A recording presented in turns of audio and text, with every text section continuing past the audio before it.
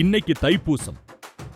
இந்த நாள்ல ஏன் பக்தர்கள் உடம்பெல்லாம் அலகு குத்தி காவடி எடுக்கறாங்க தெரியுமா? வெறும் வேண்டுதல் மட்டும் காரணம் இல்ல. இன்னைக்கு தான் சிவன் பார்வதி முருகனுக்கு வேல் கொடுத்த நாள். அந்த வேலை வச்சுதான் முருகன் அசுரனை அழிச்சாரு. அந்த வேல் அறிவுக்கு அடையாளம். கூர்மையா இருக்கணும், ஷார்ப் மைண்ட். அகலமா இருக்கணும், பிராட் திங்கிங். ஆழமா இருக்கணும், டீப் நாலேஜ்.